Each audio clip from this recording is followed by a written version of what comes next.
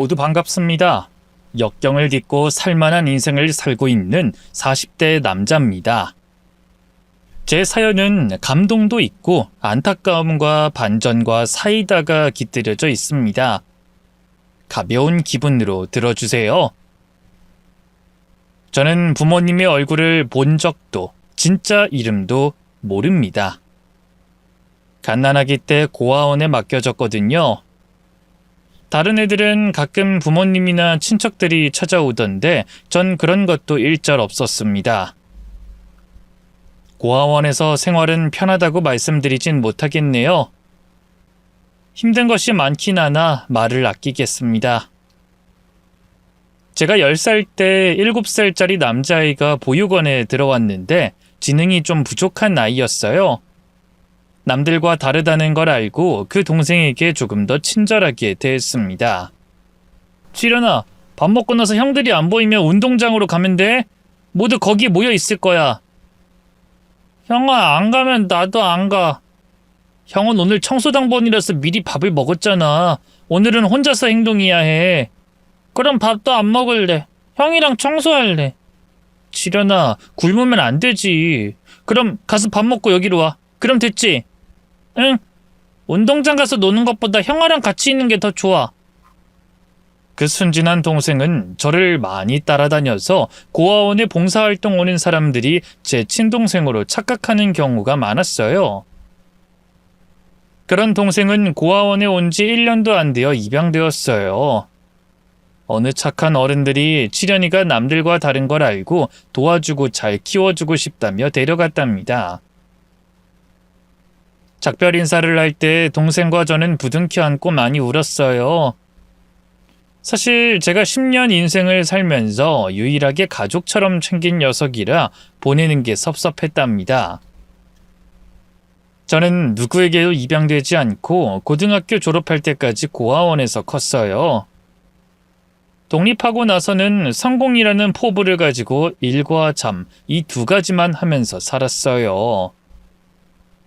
공장도 다녀보고 노가다, 청소부, 식당, 대리운전 등등 다양하게 일을 하며 10수년을 일했습니다.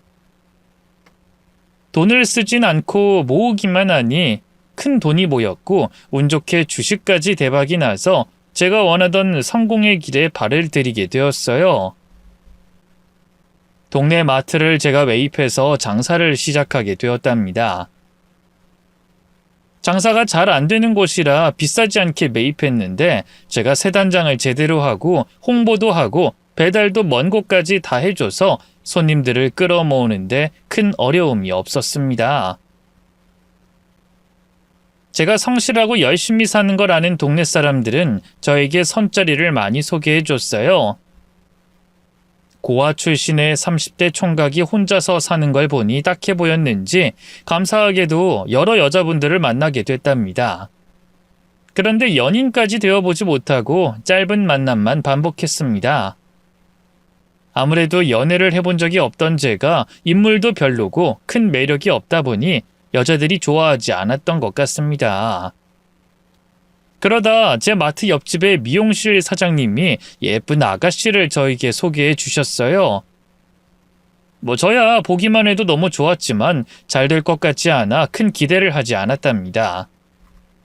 그런데 웬일로 제가 매력이 있다면서 관심을 보여줬고 먼저 연락처를 묻더니 만나보자고 하더군요. 그래서 얼씨구나 하고 연락처를 건네줬고 주말 평일 할 것 없이 마트 문을 닫고 늦은 밤에 만나 연애를 했습니다.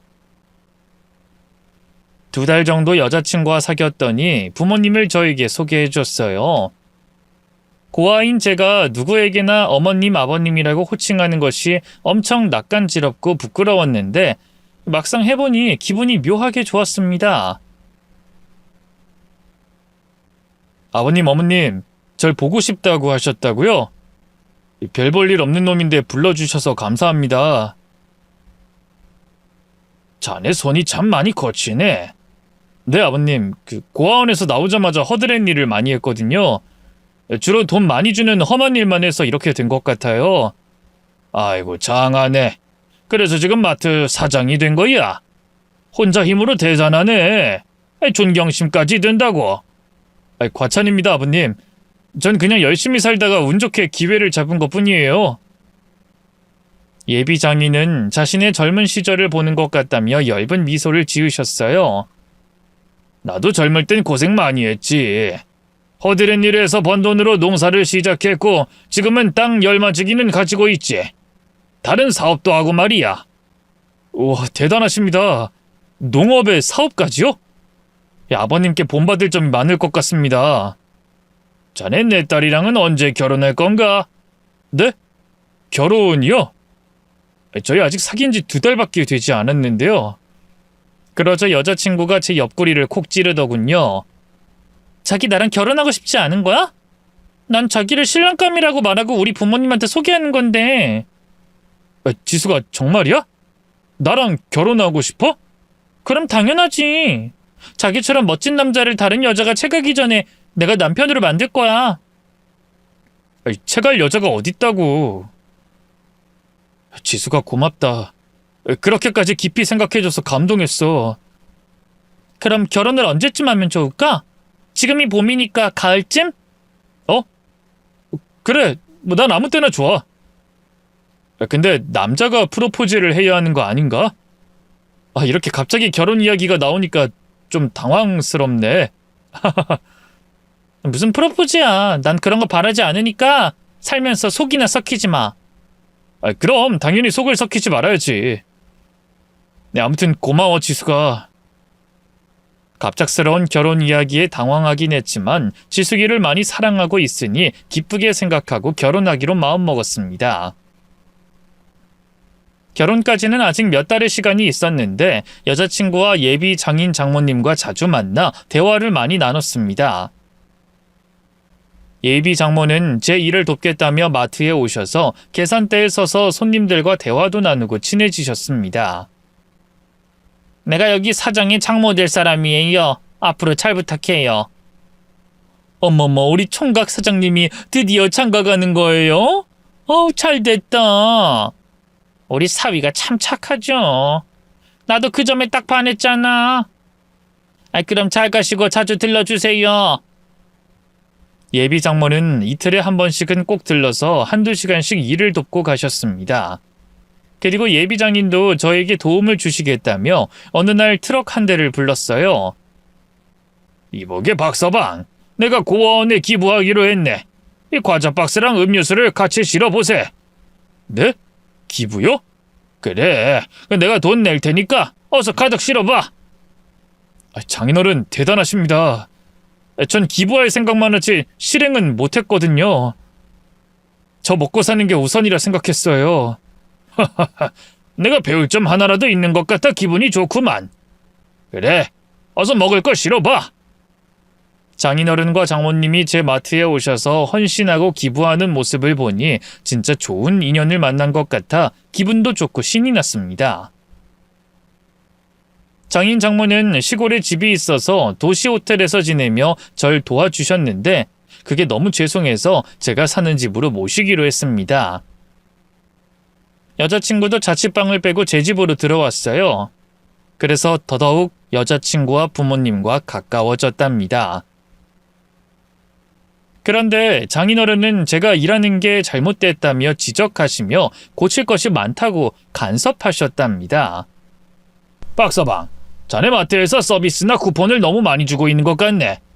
여기 사람들 거지 아니니까 서비스는 없애버려. 서비스를요? 장인어른, 제가 초기에 자리를 잡을 때 손님들에게 서비스를 드리면서 단골이 많이 생겼어요. 그건 초반에는 아닌 거지. 지속적으로 할 필요 없네. 남는 것도 별로 없는데 서비스는 뭐하러 주나? 무조건 서비스 폐지하게. 그 말에 저는 반박하지 못하고 수긍하게 되었습니다. 네, 장인어른. 장인어른 말씀이 맞겠죠. 그렇게 하겠습니다. 그리고 마트 장부 좀 가져와봐. 사업하는 선배가 문제점이 뭔지 봐주겠네. 네, 장인어른.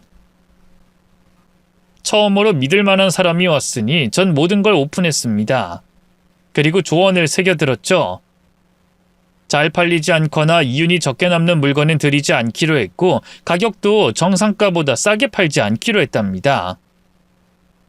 장인어른이 시킨 대로 가격표 다 바꿨습니다. 저 잘했죠? 좋아. 이렇게 한 걸음 더 성장했군. 내 말만 잘 들으면 자다가도 떡이 나오니까 잘 새겨듣고 일하라고. 알겠나? 네, 장인어른. 저는 뭐에 홀린 것인지 장인어른만 보면 꼭 신을 만난 것 같아서 떠받들고 충성하고 싶은 마음이 생겼습니다.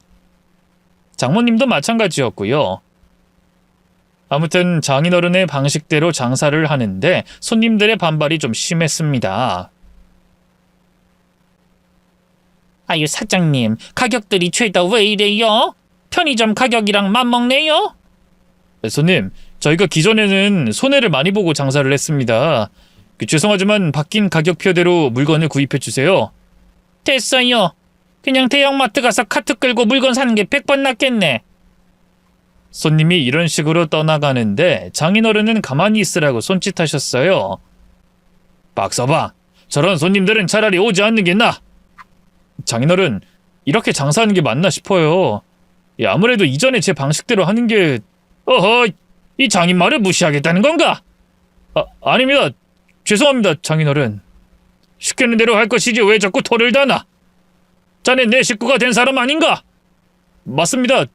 장인어른의 가족이 맞죠. 100번 맞죠. 저는 분명히 손님들께 퍼주다시피 해주면서 장사를 했고 남는 것도 적지 않았는데 어느새 장인어른과 장모님의 훈계와 교육으로 인해 정신이 오락가락했습니다. 처음 부모님 같은 분이 생겨서 그런 건지 제 주장을 말하기가 어려웠답니다. 장인어른의 말대로 장사를 해봤더니 손님들이 많이 올 리가 없었어요. 이대로 가다간 망할 것 같아 정신을 번쩍 차렸습니다. 장인어른, 장모님, 오늘 손님이 한 분도 오지 않으셨어요. 아무래도 이전 방식대로 장사를 해야겠어요. 이보게 박서방, 이제 장사 접고 땅이나 사지. 네? 갑자기 땅이요? 그래, 내 고향에 아주 좋은 땅이 나왔는데 땅 주인이 시한부라 땅을 팔겠다고 하는구만. 나한테 먼저 제안이 와서 거길 사는 게 좋을 것 같아. 장인어른, 제가 땅을 사서 뭘 하겠어요. 그냥 마트에서 일하는 게... 어허이! 어른이 말하는데 말을 잘려? 죄송합니다. 잘 듣게. 땅을 사서 농사를 짓든 땅을 빌려주든 어떻게든 굴리면 돼. 땅값은 저절로 치솟기 때문에 몇 년 뒤에 팔면 몇 배는 비싸게 팔 수 있다고. 요즘 여기저기 재개발하고 난리인 거 알지? 우리 고향도 지금 재개발한다고 사람들이 왔다 갔다 한단 말이야. 그러니 이번 기회에 마트는 접어버리고 땅이나 사서 우리랑 같이 고향에 가서 지내보자고. 장인어른, 너무 갑작스러워서요. 제가 일을 열심히 하고 살아왔는데 세상 물정은 그리 잘 알지 못하고 땅을 사서 재테크 같은 걸 하고 싶은 마음이 없어요. 전 겨우 하고 싶은 말을 했는데 장인어른이 또다시 언성을 높이셨습니다. 어허, 이거 아주 멍청한 친구로구만. 내가 꿀을 떠먹여주겠다는데 그걸 거부하겠다고?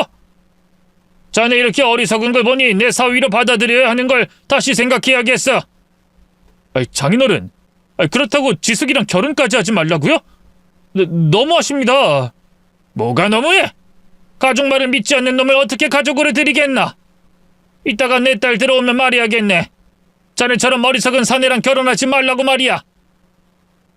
장인 장모는 엄포를 놓고 마트에서 나가셨는데 전 어쩔 줄 몰라 하며 두 분을 쫓아나갔다가 욕을 먹고 다시 마트로 돌아왔습니다. 제정신이 완전히 나가버려서 마트에서 넋놓고 있다가 손님이 온 것도 몰랐습니다.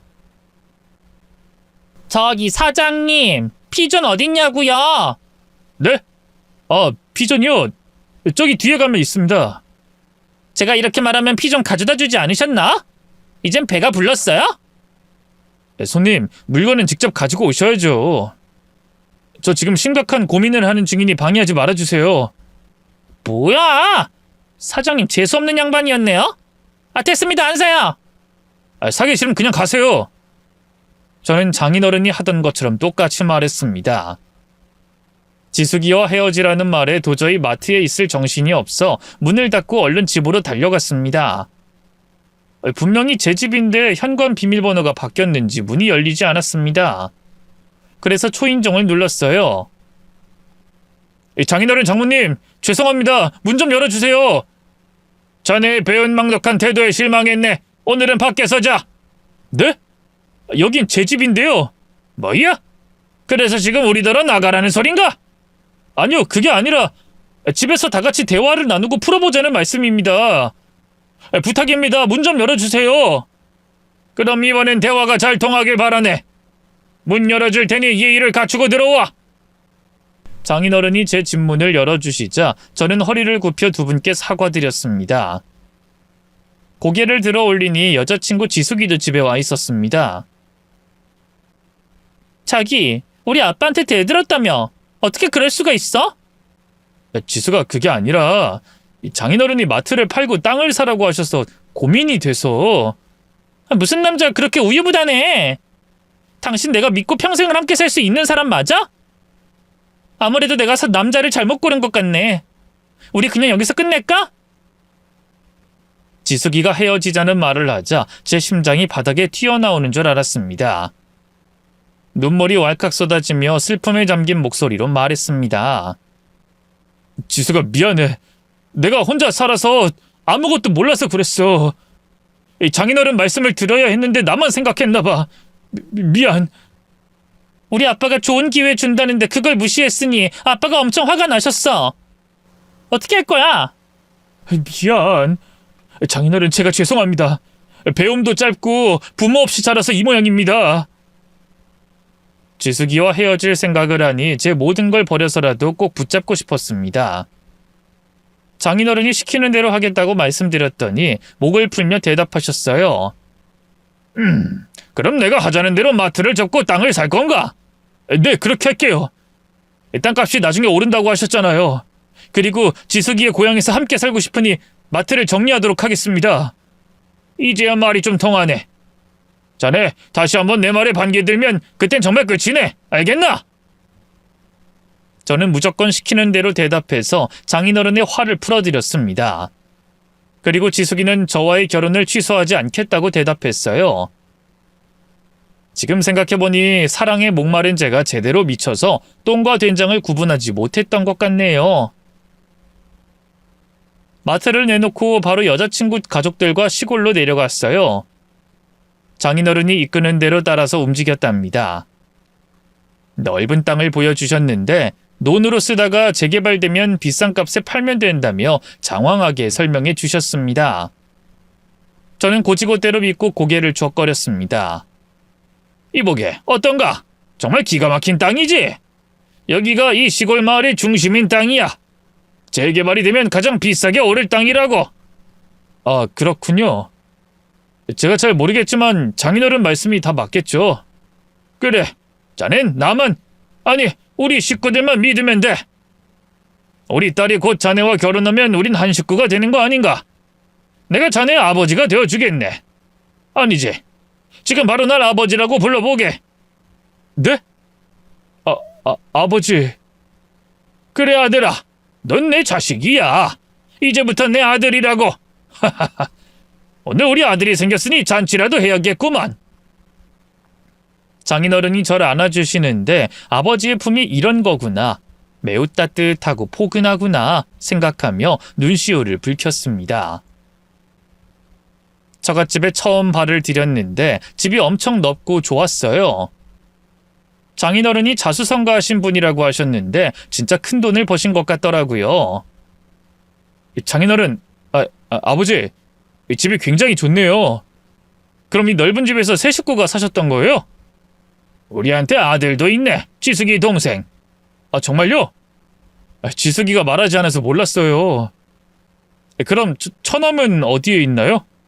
아, 일이 바빠서 얼굴 보기 힘드네. 걔 나중에 봐도 상관없으니까 신경 쓰지 말게. 그래도 처남도 가족인데 보고 싶네요. 어허, 이 사람이 또 내 말에 돌을 다네. 자네 일부러 나 화나게 하려고 말대답 그렇게 하는 건가?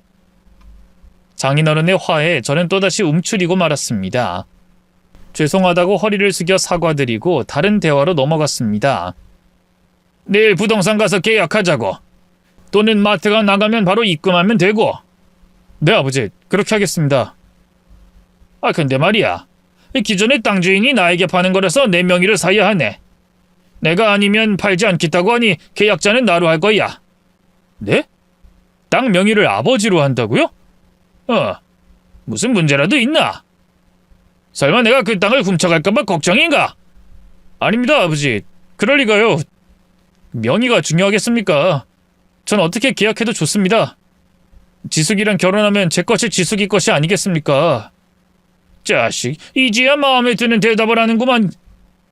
그래, 대답 잘했네. 몇 달 사이에 완전히 장인어른의 꼭두각시가 되어 바보가 되어버린 저는 시키는 대로 다 하기로 했답니다.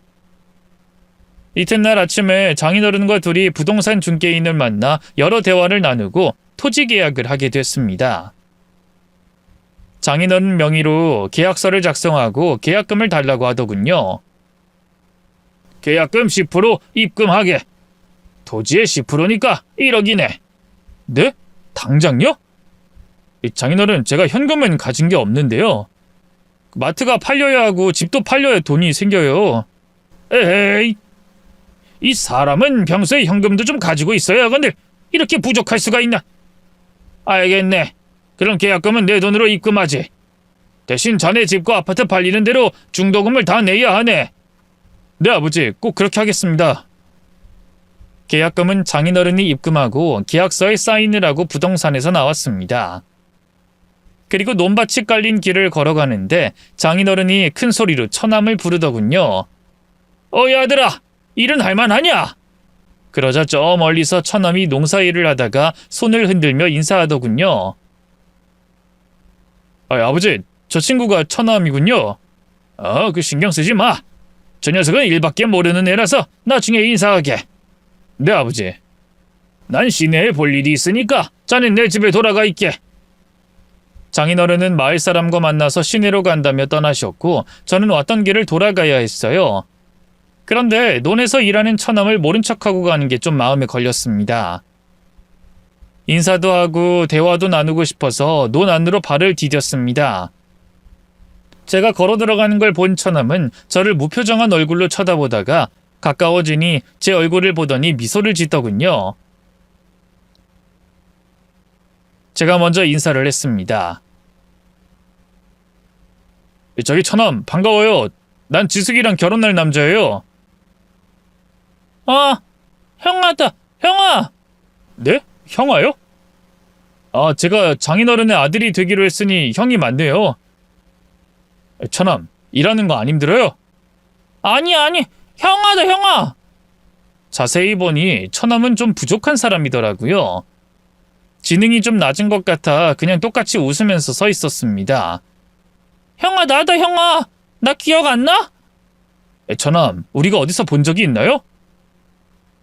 잠깐, 기억이 날 것 같은데. 처남, 우리 어디서 본 적 있죠? 형아, 내 지갑에 형아랑 찍은 사진 있다. 형아, 이거 봐라. 처남은 낡은 지갑을 꺼내서 저에게 건네줬는데 지갑 안에는 현금이 하나도 없었고 복지카드와 사진 한 장이 들어있었어요. 저는 사진을 꺼내보는 순간 다리에 힘이 풀려 논바닥에 무릎 꿇고 말았어요. 형아, 기억나지, 형아? 칠연이? 네가 진짜 칠연이라고? 어릴 적 나와 고아원에서 함께 몇 달을 지냈던 날 그렇게 잘 따르던 동생 칠연이?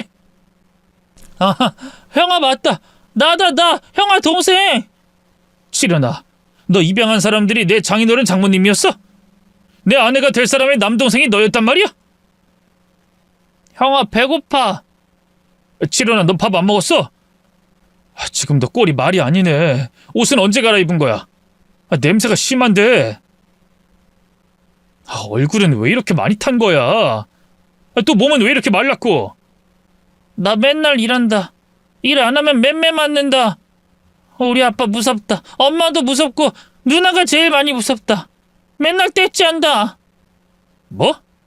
칠연아, 너 맴매 맞았어? 부모님과 누나한테 혼나면서 살아온 거야? 형아는 피해라. 여기 오면 안 된다. 칠연아, 무슨 일이 있었는지 차근차근 말해줄 수 있어? 일단 형이랑 밥 먹으러 가자. 가서 배부터 채우고 그동안 칠연이가 어떻게 살아왔는지 형한테 알려줘. 형아 만나서 좋다. 밥 먹으러 간다. 야호! 마을에서 좀 떨어진 한밭집이 보여서 칠연이에게 밥을 사 먹였습니다. 동생은 며칠 굶은 사람처럼 허겁지겁 음식을 제대로 씹지도 않고 먹었습니다. 지련아, 천천히 먹어. 아무도 안 뺏어 먹어. 밤 늦게 먹으면 아빠한테 혼난다. 1분 안에 먹어야 한다. 너희 아빠 그렇게 시켰어? 도대체 무슨 일이 있었던 건지. 지련아, 천천히 먹고 형이랑 바람 쐬면서 이야기하자. 알겠지? 응, 형한텐 다 말해줄 거다. 다른 사람은 못 믿어도 형아만 믿는다. 밥을 다 먹은 칠연이를 데리고 사람 하나 없는 풀밭에 앉아 대화를 나눴습니다. 동생이 그동안 살아온 이야기를 듣는데 눈물이 앞을 가리더군요. 그리고 전 정신이 번쩍 들었습니다. 여자친구 지숙이와 장인 장모에게 홀려버렸던 저를 원망했고 당장 동생을 데리고 이 지옥에서 떠나고 싶었습니다. 칠연아, 형이 도와줄게. 이제부턴 힘들게 일하지 않아도 돼. 형아랑 같이 사는 거야? 형아, 우리 누나랑 결혼하면 안 된다. 큰일 난다. 결혼 안 하고 칠연이랑 산다고. 형아가 칠연이를 만나서 다행이다. 난 형이랑 살면 좋다. 그래, 나도 좋아, 동생아. 그렇게 고아원에서 함께 지내던 동생을 만나고 나서 가스라이팅에서 풀려났고 제정신이 들어 무엇을 해야 할지 머릿속으로 모든 것이 계획적으로 떠올랐습니다. 동생에겐 처가 식구들 앞에서 저희 둘이 고아원에서 같이 지낸 사이라고 절대 말하지 말라고 했어요. 그리고 좀 참으면 모든 것이 끝날 거라고 일러줬죠. 그날 저녁 처가에 가서 온 식구가 저녁을 먹게 됐어요. 동생도 칠연이도 함께요. 이보게, 자네 처남이 좀 부족한 건 알겠지? 아, 네, 장인어른. 뭐? 장인어른? 아버지라고 안 부르나? 아, 죄송합니다, 아버지. 자식이 갑자기 표정에 왜 굳어있는 거야? 자네 무슨 불만이라도 있는 거야? 저는 표정을 풀고 대답했습니다. 아이고, 그럴 리가 있겠습니까, 아버지. 제가 감히 아버지께 불만이라뇨. 아주 조금 피곤해서 실수한 모양입니다. 그래, 이해하겠네. 근데 마트랑 집 구경 온다는 사람은 없대? 네, 아버지. 내놓은 지 얼마 안 돼서 그런지 시간이 좀 걸릴 것 같아요. 토지 상환금을 6달 안으로 줘야 하니까 그 전에 무조건 팔아야 하네. 좀 깎아주더라도 빨리 처분해. 네, 아버지. 연락 오는 대로 올라가서 정리하고 올게요. 근데 아버지, 그 처남은 어디서 지내나요? 집안에 처남방이 없는 것 같던데요.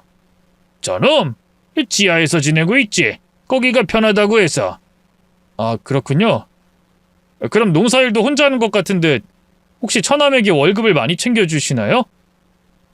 이 사람이 왜 이렇게 궁금한 게 많아? 이보게, 저놈 봐봐. 돈을 주면 어디에 쓸 줄 알 것 같나? 아니지. 그래서 내가 아들놈 돈 관리하고 있네. 역시 아버지는 생각이 깊으십니다.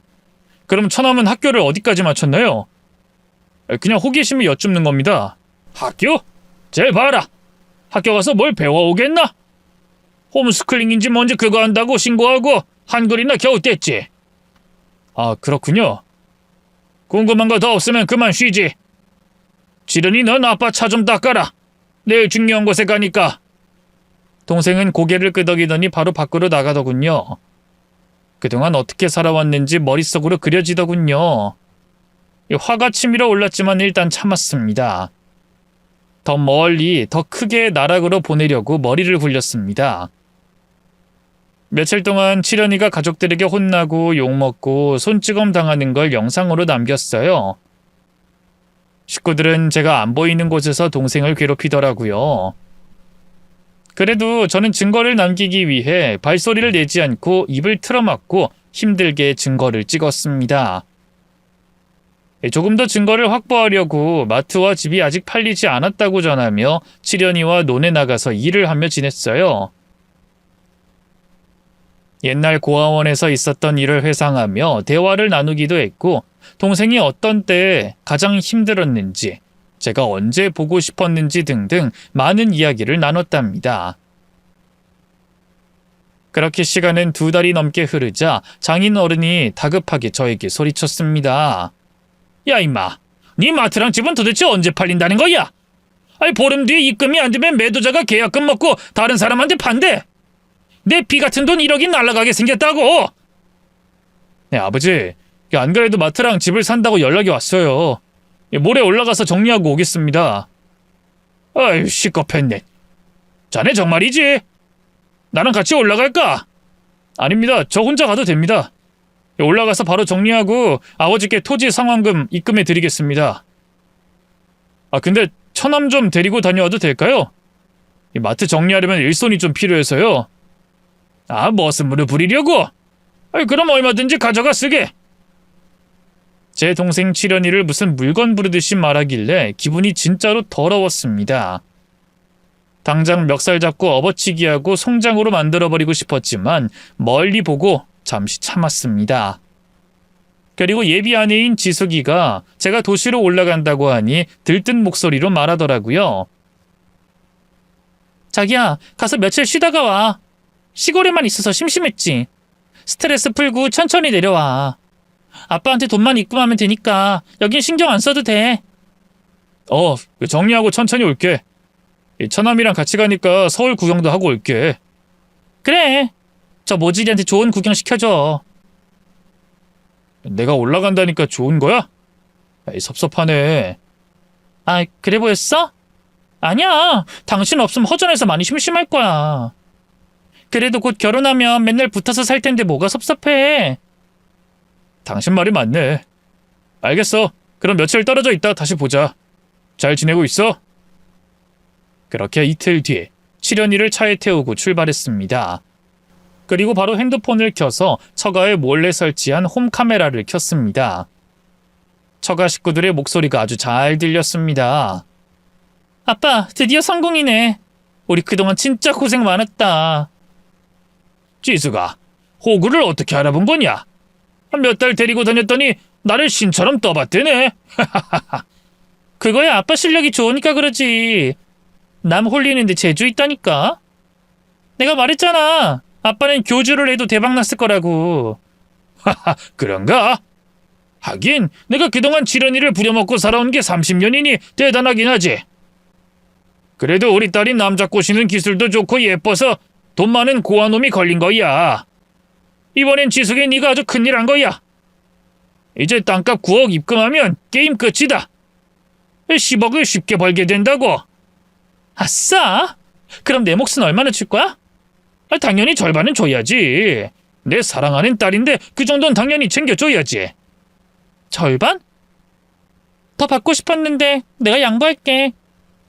이 계집애가 갈수록 욕심만 들어. 근데 아빠, 내 남편은 어떻게 할 거야? 어쩌긴 멀었지? 내 강아지로 길들인 거 모르냐? 이제부터 칠연이처럼 부려먹으면서 살면 돼. 그럼 나 결혼 생활 해야 하는 거야? 그 지저분하게 생긴 놈이랑 한방 써야 해? 그건 진짜 싫은데. 아니, 누가 한방 쓰랬냐? 지하에 방 하나 더 있잖아. 거기서 지내게 하면 되지. 내가 좀 더 잘 길들여서 완전히 개로 만들어줄게. 걱정하지 마라. 넌 네 애인이랑 알콩달콩 잘 만나면 돼. 근데 요즘엔 누굴 만나냐? 지숙이 너 남자가 한둘이 아니지? 뭐 내 인기가 좋으니까. 옆마을 뒷마을에 애인이 하나씩 있어. 그리고 시내에도 하나 있고. 아이고, 우리 딸이 남성 편력이 심해서 걱정이네. 그래도 너 집에는 남자 데리고 오지 마라. 괜히 박서방 보면 눈깔 뒤집혀서 가스라이팅 다 풀려버릴지도 모르니까. 그 정도는 나도 알지. 아빠, 근데 아까 좀 이상하지 않았어? 내 남편이 칠뜨기한테 잘해주는 것 같던데 이상하지 않나? 넌 동생한테 칠뜨기가 뭐냐? 그래도 이름은 제대로 불러줘야지. 앞으로 네 남편이랑 개처럼 일만 할 거니까 틈나는 대로 잘해줘. 너무 욕하고 손찌검만 하지 말고. 뭐래? 아빠가 더 많이 손대잖아. 칠뜨기가 아빠한테 얻어맞고 쓰러진 게 한두 번이야? 야, 난 부모잖아. 훈육 차원에서 혼내는 거잖아. 아무튼 박서방을 개처럼 길들이려면 놀랄만한 건덕지를 주면 안 된다. 당분간 욕 금지, 손찌검 금지다. 알았어. 아빠가 얼마나 박서방을 잘 길들이는지 보고 배울게. 아무튼 난 그 일랑 한방 못 쓰니까 아빠가 알아서 지하로 내려보내. 알았다. 이 아빠만 믿어라. 예비 장인과 예비 아내의 대화를 듣고 충격을 받긴 했지만 예상은 하고 있었으니 묵묵히 화를 삭혔습니다. 운전에 집중하려고 이 정도만 듣고 홈카메라 영상을 꺼버렸습니다. 치련이는 아주 오랜만에 외출이자 드라이브라 그런지 창밖으로 손을 내밀고 장난을 많이 치더군요. 고아원에서 봤던 순수한 모습 그대로더라고요. 서울로 올라가서 경찰서에 찾아가 치련이가 입양되어 지금까지 당한 걸 모두 알렸어요. 형사들은 지적으로 부족한 사람과 대화가 통하는 전문가를 불러서 모든 진술을 끌어냈습니다. 치련이는 매우 침착하게 하나하나 모든 걸 밝혔습니다. 그러자 형사들은 상황이 매우 심각한 걸 깨닫고 영장을 발부해 승합차 2대로 나눠 타고 시골로 향했습니다. 저와 동생도 제 차를 타고 앞장서서 내려갔죠. 형사들은 저희 둘이 먼저 들어가서 느슨하게 긴장이 풀어지게 해달라고 부탁하더군요. 그래서 시골에 도착해서 저와 치련이가 먼저 처가에 들어갔습니다. 하루 만에 돌아온 저를 보고 놀란 예비 아내가 먼저 입을 열었습니다. 자기야, 벌써 온 거야? 마트 정리하는데 며칠 걸린다더니. 박서방, 왜 다시 온 거야? 토지 상환금을 빨리 줘야 한다고 그렇게 일렀는데 설마 아직도 마트가 안 팔린 거야? 아버지, 아니 장인어른, 아니 이 개자식아, 이제 다 끝났어. 뭐라고 했냐? 너 지금 나한테 개자식이라고 한 거야? 그래, 이 사기꾼 자식아. 내 동생 치련이를 입양해서 노동 착취를 했지? 수십 년간 돈 한 푼 안 주고 부려먹으니까 좋았지? 근데 네 놈들은 이제 끝이야. 싹 다 감옥행 갈 거라고. 젠장, 형사들이 느슨하게 긴장 풀리게 하고 데리고 나오라고 했는데 못 참겠네. 니들 세 식구 오늘 내 손에 돼지게 처맞고 끌려나갈 줄 알아?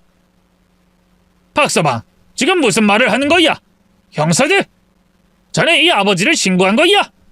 아버지? 내가 사랑이 고픈 놈이라 쉽게 넘어가고 홀려서 강아지처럼 길들이라고 하더니 진짜 네 놈의 개로 보이냐? 하마터면 계속 개로 살 뻔했지. 내 고아원 동생 치련이를 만나고 나서야 정신을 번쩍 차렸지. 니들이 내 동생에게 한 짓은 사람으로서 절대 해서는 안 되는 짓이었어. 이런 배은망덕한 놈, 감히 주인 앞에서 이빨을 드러내? 입 다물고 당장 무릎 꿇고 빌어. 그리고 형사들에게 가서 전해. 모든 것이 오해고 잘못 알린 거라고. 치련이 너 아빠 말 들을 거지? 네 놈이 뭐란 말했든 다시 물어보면 다 거짓말이라고 해. 알겠어? 치련이가 눈치를 보며 대답을 못하는 사이에 제가 장인에게 다가가서 멱살을 잡았습니다. 처음엔 두 손이 벌벌 떨렸어요. 진짜 길들여져서 그런지 다치게 하고 싶지 않더라고요. 하지만 입술을 깨물며 눈앞에 장인을 패주고 끝내야겠다고 다짐하자 떨리던 두 손이 멈췄고 심장도 빨리 뛰지 않았어요. 상상했던 업어치기를 실현하려고 있는 힘을 다해 장인을 잡고 바닥에 내동댕이를 쳤습니다. 아이야, 이놈이 지금 뭐하는 짓이야? 감히 아버지를 집어던져? 입 닫아! 아버지라는 소리 좀 그만해. 역겨운 사기꾼의 약자만 골라서 괴롭히는 못된 인간 따위가 내 아버지라는 막말은 하지 마! 내 동생에게도 마찬가지고! 다시 장인을 잡고 일으켜서 주먹으로 실컷 때려줬습니다. 반송장이 되자 시선을 돌려 장모의 뺨을 한 대 세게 날려서 넘어뜨리고 발로 걷어찼어요. 또 지숙이가 도망가려고 하자 머리채를 잡고 바닥에 밀어 넘어뜨렸어요. 여자들은 심하게 못하고 다시 일어난 장인의 다리를 걷어차서 잡아뜨렸습니다. 너 이놈, 내 마음을 그렇게 몰라주냐? 내가 널 진심으로 사랑하고 있는 걸 모르는 거야? 미친, 끝까지 연기하는 거 봐라. 어이 영감, 증거는 치련이 입에서만 나온 게 아니야. 당신들이 지내는 이 집에 내가 홈카메라를 곳곳에 설치했어. 당신들이 나눈 대화들이 모두 녹화됐다고. 아주 세세하게 잘도 떠들더라. 형사들이랑 전문가들 모두 니들이 한 짓이 엄청난 걸 알고 다 같이 니들 잡으러 내려온 거야. 나더러 체포하기 쉽게 유인해서 나오라고 했는데 그냥 질질 끌고 나가는 게 좋을 것 같아.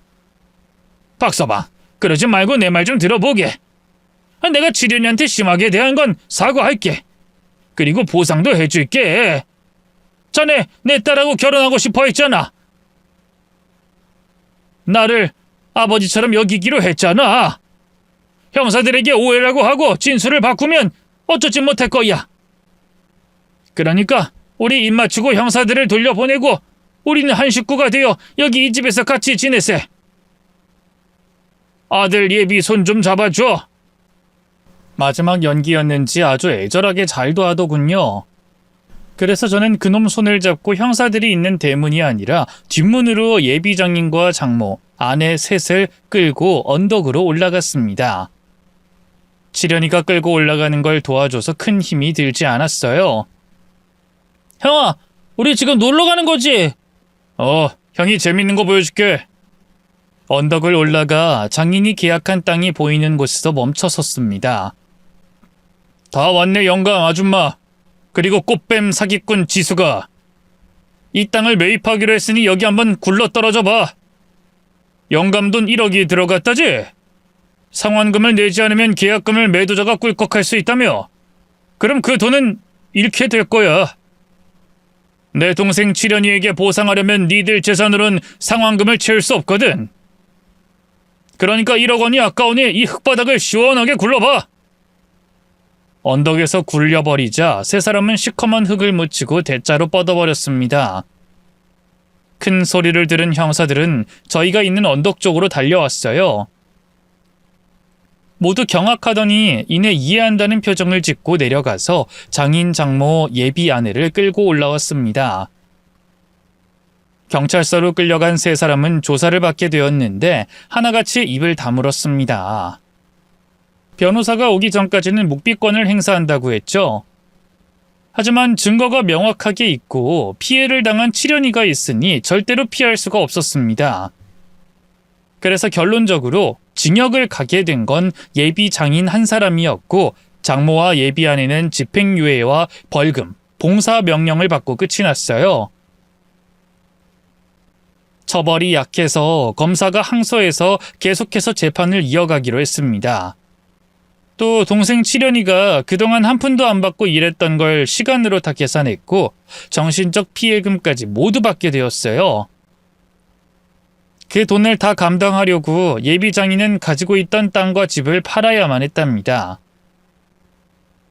감옥에 간 예비 장인은 거기서 벌을 받게 되었고 예비 장모와 아내는 돌아갈 집이 없어서 시골 마을 회관에 가서 지내다가 쫓겨나 버렸어요. 저는 그 두 모녀가 반드시 벌을 받도록 검사님께 자주 연락을 드려 항소를 빨리 해달라고 말했습니다. 일단 칠현이가 받을 수 있는 건 다 받게 해줬지만 혼자 살아가는 것이 어려워 제가 데리고 살기로 했습니다. 칠현이 돈은 절대 한 푼도 건들지 않고요.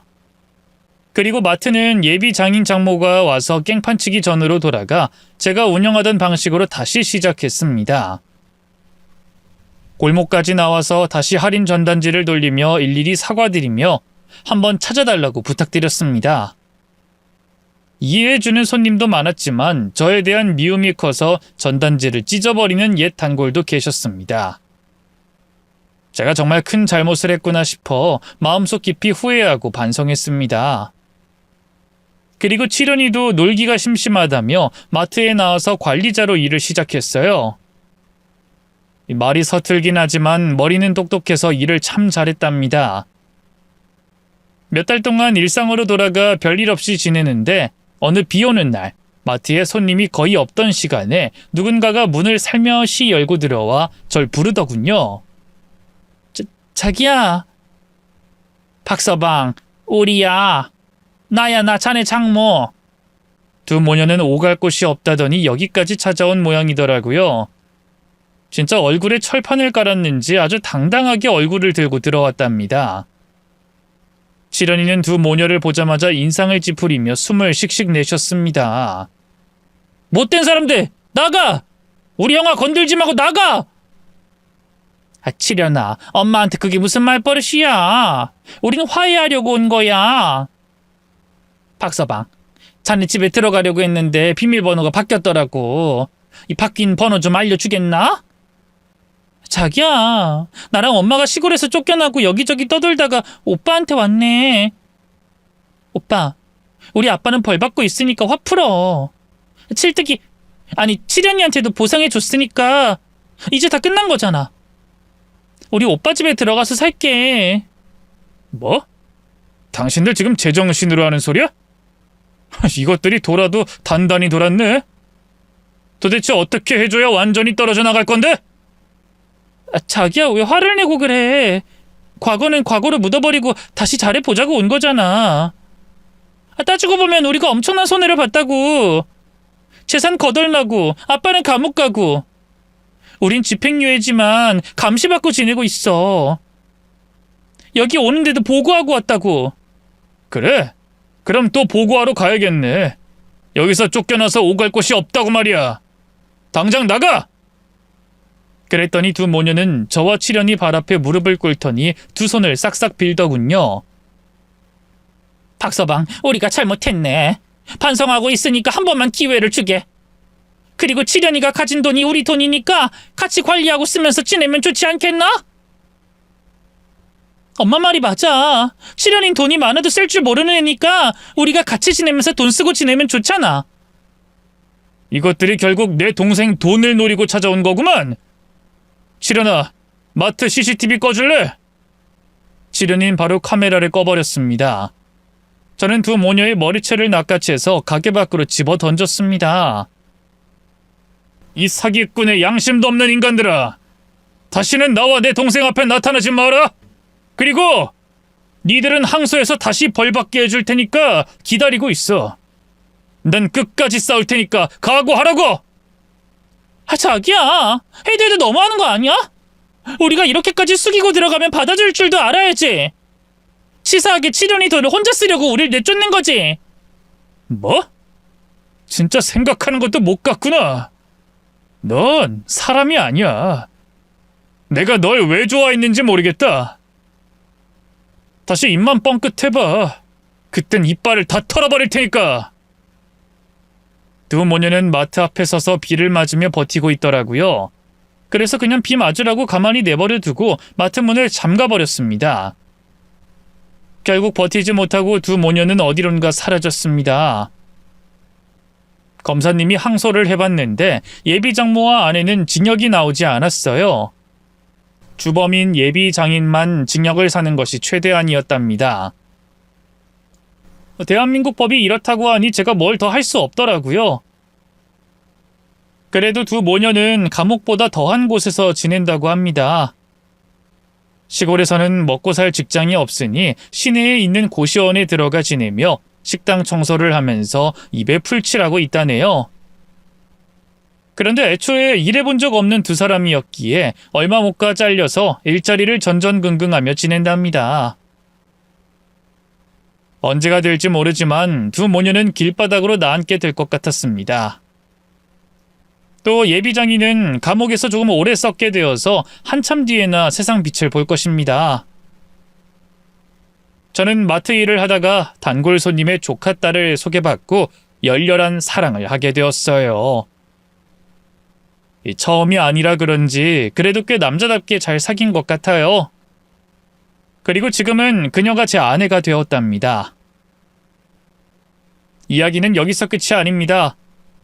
동생 칠연이는 베트남 여자와 결혼해서 가정을 꾸렸어요. 칠연이가 돈이 많으니 아주 근사한 아파트에 신혼집을 차렸습니다. 여전히 제 마트에서 관리자로 열심히 일하고 있고요. 어릴 적 고아원에서 몇 달 만났던 동생이 지금 다시 인연이 되어 형제로 지내게 되니 마음이 든든합니다. 아내와 동생에게 기대고 의지할 수 있어 행복할 따름이네요. 제 사연은 여기서 이렇게 마무리를 해야겠네요. 조금 아팠던 과거와 가스라이팅으로 망할 뻔한 제 인생 이야기는 해피엔딩입니다. 끝까지 들어주셔서 진심으로 감사합니다. 모두 건강하시고 편안한 하루 보내세요.